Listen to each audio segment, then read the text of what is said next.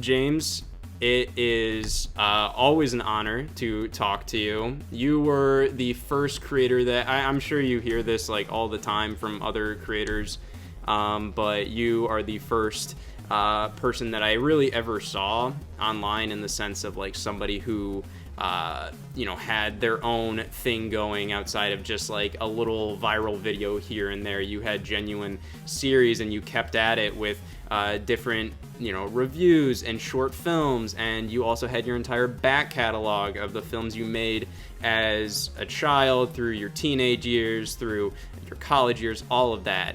And I remember I first discovered you when I was way too young to. I remember, I think I was just like looking up stuff online here and there, and I remember stumbling upon like the trailer for the Simpsons Angry Video Game Nerd episode, and I didn't even know how to click on links back then. I didn't understand the idea of links. I didn't understand to copy and paste them, so I literally manually entered the link into the URL, and then I remember hitting play, and then I remember the theme song starting off, and right when I heard like the first line with a swear in it, I immediately was like, oh no. I paused it because I was playing it out loud and my mom was home, and then I would just, instead of just stopping watching, I just ran to get headphones instead, and I just continued watching. And ever since then, like, I was just always like consistently watching your stuff. Great like feeling of like, wow, this guy really understands like what it means to be kind of like a filmmaker on a budget, or somebody that's just like, you don't have like an immediate connection to like how to make films in Hollywood or something, but then you ended up doing that. And it was just this really like kind of really cool inspirational like story, just watching your stuff throughout the years. One of my favorite videos still is Cinemassacre 200, just seeing how you made stuff back then and how that evolved over the course of your filmmaking career. And I remember back then, like, it was just the suspension of disbelief just seeing you mimic how you would edit on like VCRs and all of that. I remember back then, because I was much younger and I didn't really think through things, I was just like, wow, he has archival recordings of him editing on VCRs, and instead it was just like you mimicking how you would do it. Oh yeah, like a flashback. Yeah. But overall, it's, I just kind of wanted to say like my history with watching your kind of your content, and it's an honor to be talking to you now. It's an honor to have worked with you in the past. It's been a weird kind of just feeling to be able to do that, but thank you so much for talking with me today. Oh yeah, thanks so much for thinking of me. Like, I'm honored too that you included me, and it's always been a pleasure every time we meet for Too Many Games. Yeah, we first met at 2019's Too Many Games, and that was a surreal experience for me. That was my first convention ever. It's really weird to meet people that you've watched online, because it doesn't feel that weird, but it's also kind of like when you look back at it, it's really strange, because like, you've never met this person before, you genuinely know nothing about their personal life, but like you've heard them talk like unscripted so many times in the context of a YouTube video that it's just kind of like, it doesn't feel that weird to hear from them in person. But I thought I just I kind of wanted to ask you, just because I'm going through the I feel like I'm kind of going through a lot of like what you went through with the nerd, with just like kind of putting out so much stuff.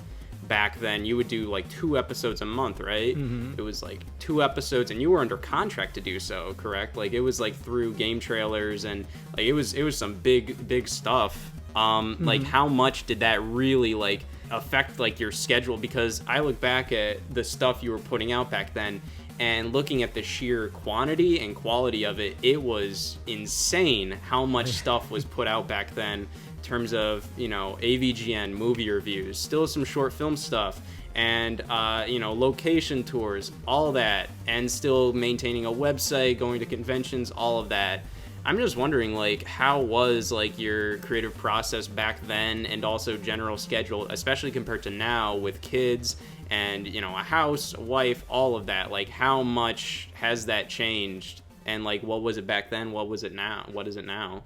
Oh, I guess short answer is it just gets busier and busier, you know. But Yeah. I do remember uh, in the year 2008 specifically, I remember being really sick for like a long time, like 6 months. I was like sick, like on and off, and like losing my voice sometimes. And I remember some of the videos that got made during that time was like Mario 3, and just how, because you know, like when it's like you're working on a video and you're not sleeping and you're going like all through the night and everything, it's like your immunity goes down and you start getting sick a lot easier. But then I look back and it's hard to remember the sickness and all that, and all the weirdness. You just look at the video and you're like, oh wow, that was a good video. Yeah, I want to do another one like that. So then as the memories kind of fade, you start to get reminded of that again, because in 2021 we started doing 2 episodes a month again.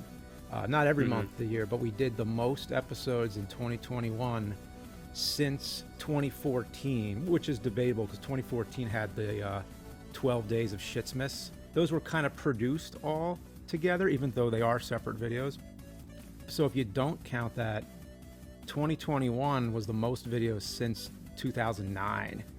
And I remember, like, it was like, oh my God, like this is insane. And not to mention there's COVID and everything. And it was like, you know, well, I guess we were thinking COVID was going away that year, but it didn't. And then, you know, the family's sick all the time. Everybody, somebody's always sick, you know. And I just remember 2021 kicked our ass so hard. It was just like the old days where it's like, because some of those edits were, I mean, the scripts too. I remember just like writing those scripts, going and going and going. Like Commodore 64 was a huge one, and then the Freddy Jason Halloween episode, and then episode 200. Like, well, okay, we're gonna do every LJN game, like finish all the LJN games. It's like, wow. Not to mention have a story arc on top of it, with like the nerd creating his own game, and we actually made a playable game for that, and that Sam made, and having him as a character in it, and then the nerd realizing how hard it is to make these games and has a whole story arc. It was like, oh my God, like we really like just beat ourselves senseless. It always just feels weird to look at, because now the expectations are so high for pretty much everybody making videos, to make them like longer and bigger and all of that. And it's something where it just kind of feels like, you know, looking back at your old stuff, you know, like, oh, you know, it was shorter, but it's also like, you know, you had to put out more of it. But now it's kind of like, okay, well, now you can kind of put out a little less of it, but now it has to be a little longer and all of that. So it's just kind of like, you know, what do you prefer? Do you prefer like kind of making the shorter videos, but more of them, or just kind of like waiting a little bit and making one big long thing? I think my preference would change year to year. So last year it was like we just had all these great ideas. We were making them, and then episode 200 was like a 75-minute video. When you put all together, it's like a feature length video in 3 parts, but still. So this year we're doing more like less but longer. And I mean, not that long, but like Contra was a really big one, and Last Ninja. We just put out a Doom episode, and that was huge, with like so many effects and so much photoshopping in it. Kieran was doing all that animation at the end with the whole like POV of the nerd going into the wall and talking to John Romero, and then I was doing a lot of the Photoshop of like the fake Doom games and everything. And we had people send in some, like the Tiger Electronics one. Team Legend did that for us. Yeah. How much has it really like changed in terms of like kind of bringing more people on? Because that's a hard thing to do. I found that it's really hard to do that, to kind of like find people where it's just like kind of like explain your creative process to them. And a lot of times, like, either people get it or they don't, and it's really hard to find like people to truly work with. So like, how hard was it for you to find like people to like work with and work with you on these episodes? Because, you know, like Mike helped you out you know, throughout all the early years, and still a little, he still here and there does now too. Like he did some of the Doom fake games. He recorded some of the clips that we needed. So he still helps. How does the collaboration process work with this? Like, how do you kind of like organize, like, okay, who's doing what here, and like, okay, I'll do this, but you should, you know, can you do this here separately? Because that's something I myself am trying to you know, work on with my general group. because they've helped me out throughout the years in terms of just like being like little like on-screen characters here and there. But now they're much more willing to, like, hey, I can capture this gameplay here and there, or I can like help you edit this or something like that. So like, how does that collaboration process work for you? Generally, it goes like, I'll write the script. That's always the first thing. And once I have it all down and I know exactly what we're doing, I'll be like, all right, guys, here's what we're gonna do. Here's the script. Basically, we need to shoot it. So I'll have a shot list depending on what kind of shots are in the video. I'll get some people over to help me record it. Like the Doom episode, we had like a big scene with a BFG that was made for us. Well, not for us, but we borrowed it. Basically, after we're done shooting, then I'll oversee the edit. Usually I have someone else doing like the whole rough edit. Everything's going together, and they're going off of my script, because you have the script. If there's any part in it where it makes more sense for me to just edit, like it's harder to explain, then I'll just edit those parts. But it's a simultaneous thing where it's a whole collaborative effort. So my script will have time codes to the game a lot of times, like, which I do anyway. Like, I don't know if you do that too, but when you're playing the game and you're taking the notes and you're going to want to go back and find that part in the gameplay footage, you got to write that note with that time code down so that you know how to find it again. So instead, I'll just give it all to somebody else. Be like, here's all the stuff. Here's all the parts you need. Go off of this, and then you look at it later and be like, okay, well that part that's not right. Change that here, and then so you're kind of directing the edit while working on your own parts for it. And then you can sometimes I even start writing the next episode while Kieran is editing, and at the end, usually it's like, okay, here's some last minute changes. Can you do that for me? And then, because there's so much at the end, like color correction and then mixing the audio. It's like, do you want to be doing the color correction and mixing the audio and everything? God, no, I'm colorblind, and that's something I'm just like, oh man, I need to outsource this potentially. Oh, but, yeah, I understand. Yeah. That stuff is horrendous to do. Oh, yeah. Sometimes I just don't even do it, and like people are like, the audio's spiking here, man. And I'm just it wasn't spiking for me. I don't know what you're talking about. Yeah, so it's the nitty gritty. Yeah, I think I remember you said there was an episode that you didn't color correct. It was Silver Surfer, where it's just like, it was just this orange hue. But I think that kind of helped the episode stick out a little more, because it was just like, oh, that was the orange one. That was just kind of like. That was just kind of fun about it. I don't know. It does. Yeah. It's just like a lot of mistakes like that sometimes do kind of end up working out. I don't know. But speaking of editing, I just wanted to talk about like you still use a Mac, right? Oh yeah. Mm-hmm. Yeah. I'm also on the Mac train. It's hard to find people. It's hard to find people like us online. Like, so it's just like, I assume it's because like you've just kind of stuck with it because like. From what I've like heard from people, it's kind of like Mac was kind of like pushed as like, this is the like computer to use in like film school and like editing and all that.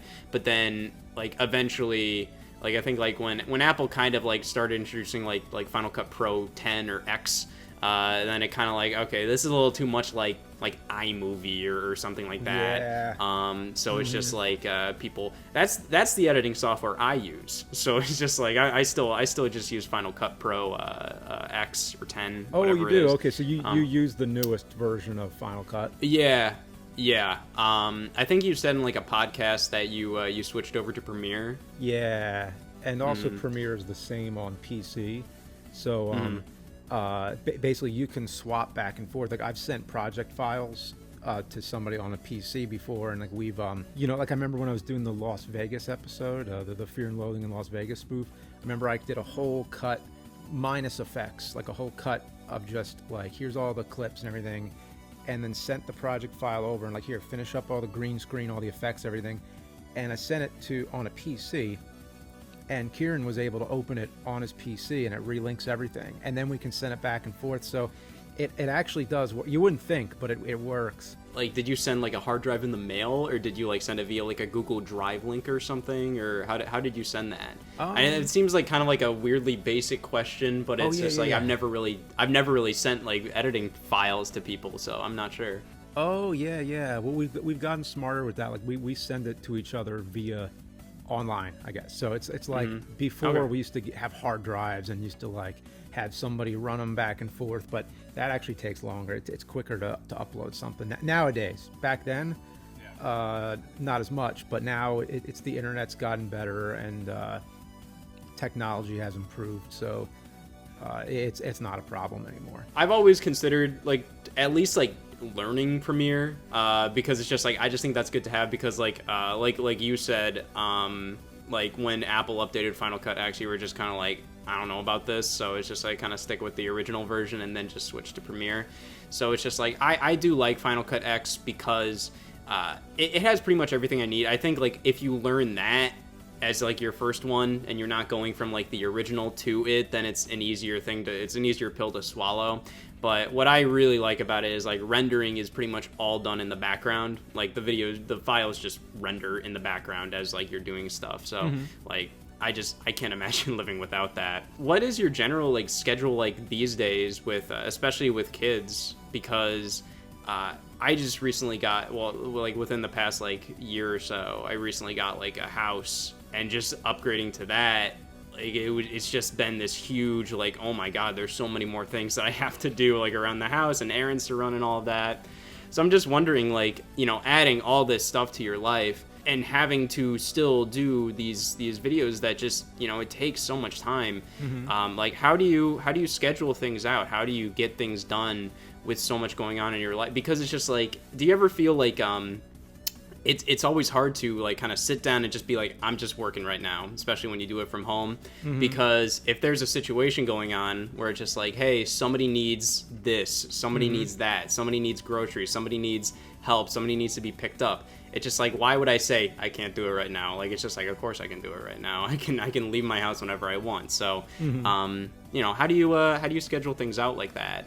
Well, before, like many years ago, it was a mess. It was just like working all hours of the night and everything. And now it's 9 to 5 weekdays. So it's like I'm done every day, and then I take over with the kids, and then I'm, you know, father on the weekends, and then I go back to editing videos on Monday. So that's how it works for me. That does seem like the healthiest possible thing you could be doing. So yeah, it is you know, healthy. It's definitely much healthier than it was. That was some crazy stuff back then. I heard something in a behind the scenes video where you were pretty much doing like a special effects shot for the Nerd movie, and it was like you set the fire alarm off or something like that. Yeah.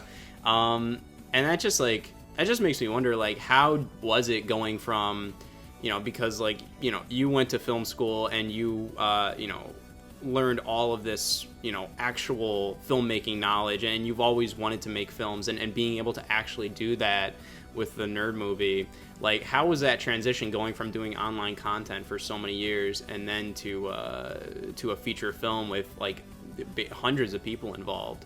How was that kind of like working on that? And kind of, because like it is for sure like completely different, but you know, there's probably like a couple of like glaring similarities between the two mediums. You know, films are what I started doing, so I was kind of thought of the Nerd episodes as kind of like little films in a way sometimes. So there's like short films I make, and then there's like Nerd episodes, which sometimes if I have an idea for a movie, maybe I'll put it into a Nerd episode in a way, kind of like the Polybius episode. It was like, oh, wouldn't it be cool to make some kind of found footage, you know, urban legend horror movie? Oh, well, here's a game that fits into it. You know, why don't you make it as a Nerd episode instead? And then there's I thought that sorry to interrupt. Yeah, I thought right. that was an incredible that really did show like your potential as like doing like a full-length horror film. I just felt like everything was like really well done in that one, just very atmospheric. I loved there was like the shot where I think you were playing the arcade cabinet, and then like in the reflection of the other one, like it kind of changed. I thought that was brilliant. And around that time, cool. That was my first year doing videos on my own, and I was like, I'm gonna do Polybius for my Halloween special. And then I randomly thought I was in college during that year, and I was sitting in a lecture class, and I randomly thought, I don't know why I randomly thought, I'm just like, man, it would make sense for like an angry video game nerd episode on Polybius. And then it happened, and I was like, damn it. Oh. But it's just like they were pretty different, so it didn't Oh matter. yeah. In the end, Well, you know but, what's really funny? For whatever reason, that year there was like a whole bunch of Polybius videos that came out, and they were all very different. But it was just strange that why that was like the year of Polybius for, like it wasn't like an anniversary or anything. It was just everybody was doing Polybius. I'm not sure, but I don't know. But you were saying about just making all the different nerd episodes kind of like movies. I think the question was like about editing and creating web content, comparing that to like going to feature film. Yeah, I mean it was definitely like the effort of like thousands of web videos combined. the amount of time it took to make the feature film. And yeah, there probably was over 100 people, probably, especially in post. Like once we were editing, even if there was somebody who like did the effects for like one shot, if you add up all those people, it probably was over 100, I'd say.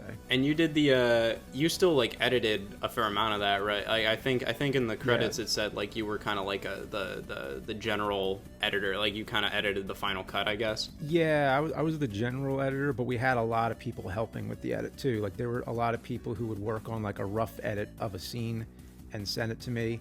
And this is when we were using Final Cut 7 still. So everybody was on Final Cut 7 then, who we were working with. And I would just take like the rough edits and start putting them together into the main thing. And if there anything that I wanted to change, like, I think that there's a better take of this or something, I would do all that. And then we had Dimitri doing the whole sound design on it. And we had Bear doing the music. And lots and lots of people working on the VFX at the end. But I was kind of like, in the last stretch of it, that final year, I was like managing all those people to get everything in. And yeah, it was a great experience though. It was really great. Like just kind of every day, just cycling through emails and like checking everybody's shot. It was kind of like Christmas every morning, waking up and you're like, oh, let's see what they finished here. And then, and it was like, oh, okay, cool. Can you fix this part? Whatever. And then taking it and filling in all those empty holes, all those empty effect shots. It was like so satisfying seeing it all come together. How was it kind of going from like kind of doing most of the stuff like by yourself or with just like people that friends, to kind of managing this big team, because like that's something that's been a weird like transition for me whenever I have to do that, because I've never really seen myself as like I'm gonna be the huge leader of all of this or anything, so it's kind of hard to really like just channel this weird kind of management energy when it comes to like working on big projects. So it's just like, how was that for you to kind of go from working on a lot of this stuff by yourself to like working, I mean, this can also be like talked about with like recently, where it's just like now you're working with more and more people, so it's just like how has it felt kind of transitioning to going by yourself to working with a bunch of different people? Like I think of it in two stages. I think of it as like what it was like on set, and then what it was like, managing all the post effects and sound and all that. The stuff where it was all at my computer was a lot more, I wouldn't say relaxing, because it was like constant, and it was a lot to do. But the fact is, I'm at my computer, so it didn't really.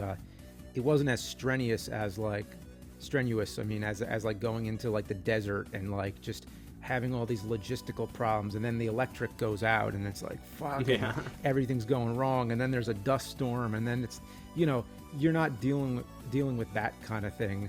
You're just at your computer. Now it's just a management of getting everything done in a reasonable time, and it's not like there was any deadline for the movie either, but I just felt like I wanted it. If I would have worked on it at a leisurely pace, it would have taken years and years, like more. And I was like, well, let's get it done this year and premiere it, and then we could all move on to the next things, You filmed like some extra little projects around the time you did the nerd movie. I think you did like the Jekyll and Hyde trailer, the Astro Bastards trailer, all of that kind of stuff. And you also, wrote your own book and all that. I'm just wondering, like, what you kind of foresee in the future. I know right now it's really hard to kind of get, like, anything other than like just general, the general web content done because of like, the personal life stuff. But it's just like, do you foresee kind of doing another film in the future? Do you foresee kind of like doing different things in different creative mediums, whether that's like, audio only stuff or whatever? Just, do you kind of foresee, is there like another medium you would want to jump into, or would the next thing you want to do kind of go back to kind of doing more film stuff? All of that. There's so many things I want to do. It's like you're always going to want to do everything. You just kind of have to pick one at a time what it is you're working on now. But working on a cover album, a music album of all like the most energetic movie montage songs mashed up with video game tunes and stuff. So working on that, and then also I'm writing another film, and so because I keep thinking of new ideas, and I've been really intrigued with an idea of a movie where it's all in one room, and with like few actors, like all just have you ever seen a movie where it takes place in one location but it's just really suspenseful? Yeah. I'm thinking of something like that, and also just to like dive into my weird like horror, like atmospheric horror kind of mood that I always get in, where it's like, okay, I know this is going to be weird for a lot of people, but for people who like that, who like really strange horror, like that's what I'm gonna do. Imagine it be like a bottle episode of a show, but like a full feature. Would it be feature or short, do you think? I think it just depends on the script, like when it's done, because a lot of times I write shorts, and other times, because it's like I don't really go into it thinking like, okay, well this has to be this length, so it all just depends how the script comes out. But I like what you said about the audio thing too, because I have thought about other mediums to tell my stories. Like, do all of them have to be films? Like some of them could be a book or a short written story, an audio story. Because I've thought of that a lot, because then there's nothing stopping you at all from making it. You can just, all it takes is just to write it then. So I'm kind of like contemplating all my ideas, being like, okay, well these ones could be like a short thing, this could be like a written or audio, and this will be the film that I spend my time on for the next few years. Yeah, for sure. I mean, like it's already it's really cool to be able to kind of like look, because like when you're a kid, you kind of like, did you ever like conceptualize as a kid, it's just like, oh, I'm gonna make this movie and then it's gonna spawn off into this like merchandise or something like that. Oh yeah. And that's what I kind of thought. I would make like DVDs of my own stuff back then. I would make like VHS tapes, DVDs, and I would like make the boxes out of like cardboard, or I'd just draw the covers of DVDs and put them in the case or something. And to see like you kind of like jump into that with the Angry Video Game Nerd seasons on DVD, even like the Cinemassacre productions, like Dead or the Better, and like all the other ones. I think like it was like Cinematic Catastrophes was one of the DVDs. Man, you've seen a lot of my stuff. Listen, like when you're like what, 13 or something, you got nothing better to do online. You're gonna watch a lot of content. Oh, that's and pretty awesome. I wasn't able to buy it back then, so I ended up like buying a lot of that. Like I found some of them on like eBay, so I was just like, I should buy this, because it's just like, this is like my this is like my forbidden fruit from back then, because I never had the guts to ask my parents for to buy like one of the DVDs for me. Yeah, how does it feel to kind of like see a lot of that stuff like happen, especially like like with the video game release, especially like I got like a physical release last year, didn't it? So it's just like there's a lot of stuff that kind of felt like these like, at least to me, like it would kind of feel like these weird, like it's just like, oh, that would never happen kind of things, and to see it happen, to also see the process behind it, and see like, oh, maybe this portion is a little easier than I thought it would be, but this portion is really harder than I thought it would be. Like how does that feel to kind of see like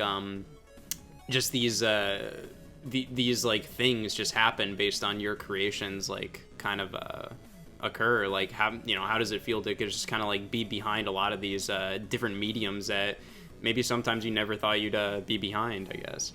Oh yeah, I've never would have expected it. Yeah, it's always been surreal, and I'm always really happy for it. And it's like you're never gonna know exactly what's gonna happen when you go into arts and entertainment, and you have these ideas of things you're trying to do, but you just you take it one at a time, and then one of those things is going to catch on, and you're never going to know exactly which one it's going to be.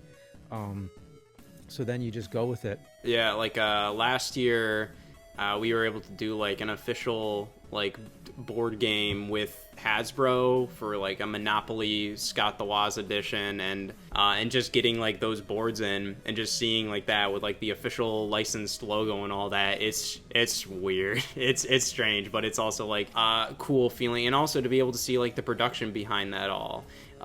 Did you like produce all those DVDs yourself in terms of like, you know, the menu setup, all of that like thing, like back in the day with like Screw Attack and all of that? Did you do all that like yourself, or did you get like somebody else to kind of help out with like the menus and just content, all that? Oh, there definitely was a number of people who helped out with menus and the DVD design. I did quite a bit of them myself, but yeah, actually, I did a lot of the ones I remember where it's like, wow, because I haven't thought of this in a long time. I'm trying to remember, but like I remember doing one where it's like you see the games on the shelf and then like, you select the games and all that. Like I remember doing that and doing like tons and tons of Photoshop, but I haven't done one in a long time.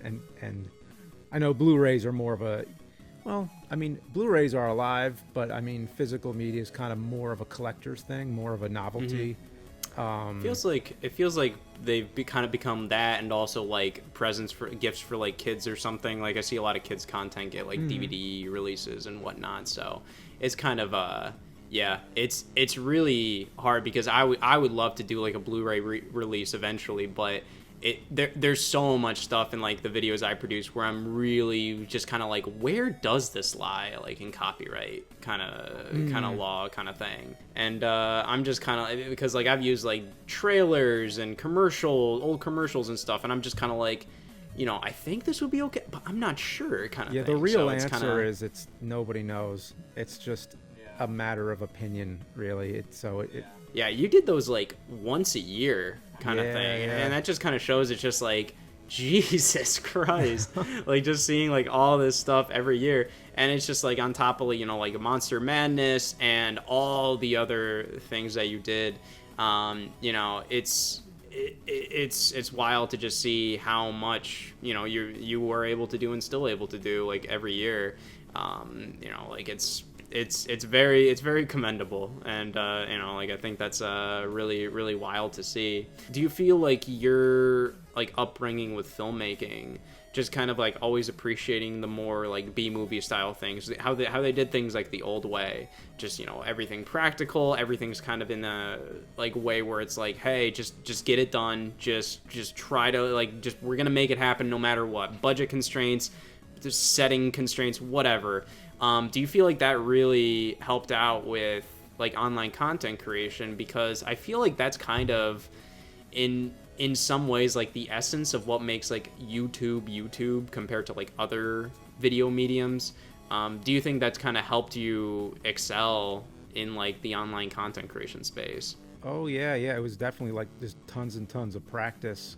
And when I was practicing and making short films, there wasn't really anywhere to show them. It wasn't like, aside from like copying VHS tapes for your friends and stuff, didn't exist anything like that. So I kind of got a lot of my crappy stuff out of the way before YouTube came, and then by the time that came, like I just knew what I was doing more. Like it's actually after I had graduated college, so I've been through everything before YouTube, and then it all started with a game review of a game that I didn't think anybody would care about, especially, you know, someone much younger.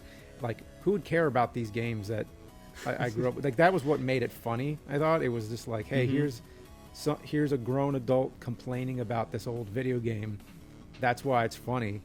But it caught on, and then I also did. I had a job editing safety videos and like instructional videos and stuff, and that kind of might have been some good practice for that too, because that was like, you know, you would, when you're talking about something and you show like a highlight, like you highlight the area on the screen, or like you have like a bunch of bullet points of like different like words showing up, and I narrated them too. I was the narrator of those videos, and because nobody else wanted to do it, so I got stuck with it. And Yeah. after all that, it was like it was almost like a little in joke. I was kind of making fun of those type of videos, but it actually was very applicable. It was functional for those videos, the nerd videos as well. It really helps to add character because you know, a lot of times like I started doing kind of the highlight stuff too because like it helps, and it's also like, you know, it does kind of add a little bit of character, and I always thought those edits were just really just there was always like this fun, I don't know, they always stuck out in my mind. It's really weird to say that, but it's just like when you edit so much, you start to view like movies and videos, TV shows, all that a lot differently, because then you're kind of like looking at them like fourth dimensionally, just kind of thinking it just like, okay, what was the edit like this like, and like how did they do this kind of thing. It's always like I think editing so much, and then also watching like a lot of that stuff does help. Did you ever film and edit like wedding videos or anything like that? Yeah, I did. Yeah, mostly. Well, I did my share of both. I filmed and I edited, but usually not the same ones. Usually I was either filming or editing, but I did a lot of editing for like there's about a year or two where I was like mostly editing weddings. I filmed like I would film and edit a couple weddings for like family members, and like the last one I did was like in 2018, and I was just like, I'm sorry, I'm done. Like, I'm not doing this anymore. It was always because at least like you were probably like, you know, kind of like contract to hire back then. Like you were just like, oh, you know, I'll edit, you know, that kind of thing. Mine was kind of like, oh, you know, Scott will film like our wedding, you know, like he's the videographer, editor of the family. And it meant like pretty much like throughout the entire wedding, I was just running around and I couldn't actually just sit down and enjoy like a family's wedding kind of thing. So it was just, and like also editing that, I would have to like pretty much like with different angles, you'd have to relive the wedding like 3 different times pretty much. And couldn't really enjoy like the reception or anything. A lot of that stuff, like it's just like it is very like it was very like grueling to go through. But you know, hey, somebody has to do it, so it's just like, you know, it's whatever. But I really am thankful that, you know, I can kind of do like my own thing. I assume like, you know, it's something where if YouTube never worked out, or just online content creation never worked out, do you think you would you know, continue doing that kind of stuff, or do you think you would really push to do something else, maybe like sell a script somewhere, like try to make it in like try to like just do something else, film like direct like TV show episodes? What do you think you would do if it wasn't for Cinemassacre.com or the YouTube channel kind of blowing up? Oh, okay. Like if I worked on someone else's project, or yeah, like pretty much where do you think you would be if it wasn't for, you know, the online presence that kind of started? Where I would be, I don't know. I don't. It would be somewhere, but I don't know where exactly. It's hard to predict exactly what it would be. But picturing, like, I mean, would I do something else that wouldn't be my own project? I've actually thought about, like, it would be cool to act in a feature sometime. But to do like a role that's right for me, a role that would be something I could portray really well, and something a little different than what's expected. I think that would be pretty cool. So that's one idea, or maybe doing like a voice for an animated film. And I do stuff. I do like cameos and things like that, but I've never done anything like really substantial that isn't my own. So that's one thing. That's just a thought. Potentially with that, yeah, would you potentially still want to do that in the future? Like, do you think that's something that you would definitely want to do, where it's just like even doing something like directing something that is like, oh, you would direct like a short, but it might not be written by you, or do you write something but it wouldn't be directed by you? Do you think that's something that you could potentially see yourself doing? Yeah, I've thought about like anthology ideas where like each film's a different director and stuff like that. Doing an anthology is something I've thought about. Some of my ideas I've thought about maybe sometime in the future, maybe give away a bunch of scripts for other people to do. Yeah. Something like that. And then I'd still work on whatever one I like the most, but then I would give the other ones to somebody else. Or would I ever do it the other way around? Whatever. Some people have asked me, would you ever direct someone else's script? I don't know. I don't think I would do that actually. At least right now, I don't think so. I prefer to shoot my own stuff. Kind of like its own different art kind of thing, you know. It's an entirely different thing where it just like instead of like having your own like full vision throughout the entire thing, it's kind of taking somebody else's vision and making it your own thing too, you know. So it's just like it's pretty different there. But just kind of wrap things up, I just kind of wanted to ask it, just like, do you have any like specific kind of like hard like filmmaking like do's or don'ts, or it's just like, did you used to have them and that you've loosened up over time? Because I found that, you know, like maybe a year ago I would say like, oh no, these things have to go this way, you have to do it this way kind of thing. And now I'm kind of like, well, you don't really have to, you know, it works out pretty well if you do it this way or kind of thing. Do you have anything like that? Do you kind of have like any like certain like guidelines things need to kind of abide by, or are you a little looser with some things that you may have been a lot stricter on in the past? Oh, Cinemassacre has always been no rules, so I don't think there's anything that I can think of. I'm sure there are like things where it's like, okay, here's some advice here. Most of the things I would have that would be advice are more of just like sharing a story or something that went wrong, and be like, oh, well, here's something that hopefully you can avoid. But there's not really any hard like a takeaway, like a sentence where it's like, oh, here's the advice of what to avoid. Yeah, most of what I've done is just experience, sharing stories about like making of and behind the scenes stuff. So all that's in my book.